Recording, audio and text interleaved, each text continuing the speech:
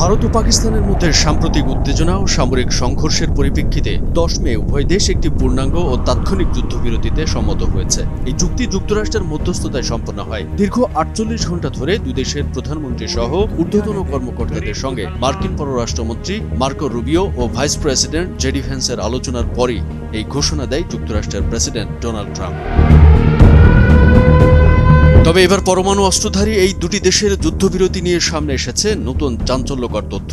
মূলত ভারত পাকিস্তান সীমান্তে উত্তেজনা বৃদ্ধির প্রেক্ষাপটে ভীতিকর তথা উদ্বেগজনক গোয়েন্দা তথ্য পাওয়ার পর ভাইস প্রেসিডেন্ট জেডি ভ্যান্স ভারতের প্রধানমন্ত্রী নরেন্দ্র মোদীকে ফোন করে পাকিস্তানের সঙ্গে যুদ্ধবিরতি আলোচনা শুরুর আহ্বান জানান। এমনটাই জানিয়েছে মার্কিন সংবাদ মাধ্যম CNN।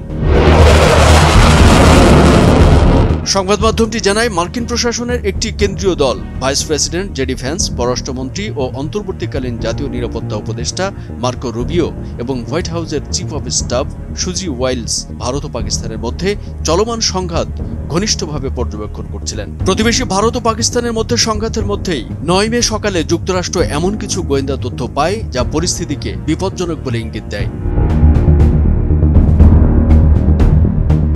প্রভাবশালী এই মার্কিন সংবাদ মাধ্যম বলছে, এই তথ্যের ভিত্তিতে vice president Vance president Donald ট্রাম্পকে পুরো পরিকল্পনার ব্যাপারে অবহিত করেন। এরপর যুক্তরাষ্ট্রের স্থানীয় সময় 9 মে দুপুরে জেডি ভ্যান্স সরাসরি নরেন্দ্র মোদীকে ফোন করেন। মার্কিন এই ভাইস প্রেসিডেন্ট ভারতীয় প্রধানমন্ত্রীর কাছে স্পষ্ট করে বলেন, হোয়াইট হাউসের মতে এই সংঘাত আরও মারাত্মক রূপ নিতে পারে এবং সপ্তাহান্তে বড় ধরনের সংঘর্ষ হতে পারে। ভ্যান্স এ সময় মোদীকে উৎসাহ দেন যেন ভারত সরাসরি পাকিস্তানের সঙ্গে যোগাযোগ করে এবং উত্তেজনা কমানোর বিভিন্ন পথ বিবেচনা করে।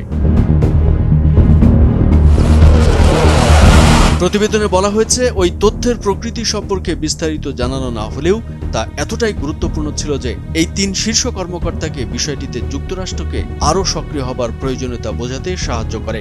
CNN বলছে, ভারতীয় প্রধানমন্ত্রী মোদীর সঙ্গে আলাপের পরই মার্কিন পররাষ্ট্র দপ্তরের কর্মকর্তারা, যার মধ্যে পররাষ্ট্রমন্ত্রী মার্কো রুবিও ছিলেন, ভারত ও পাকিস্তানের সংশ্লিষ্ট কর্মকর্তাদের সঙ্গে রাতভর যোগাযোগ চালিয়ে যান। এই আলোচনার ধারাবাহিকতায় মার্কিন কর্মকর্তারা বুঝতে পারেন উভয় পক্ষের জন্য উত্তেজনা কমানোর সম্ভাব্য পথ কি হতে পারে। এরপর তারা সেই বার্তা দুই পক্ষের মধ্যে পৌঁছে দিতে সাহায্য করেন এবং কিছুটা হলেও যোগাযোগের ঘাটতি দূর করতে সহায়ক হয়। এর ফলে ভারত ও পাকিস্তান সরাসরি আলোচনায় বসার সুযোগ পায়, যার ফলাফল এখন দেখা যাচ্ছে। কামরুজ্জামান আরিফ, ভোরের কাগজ।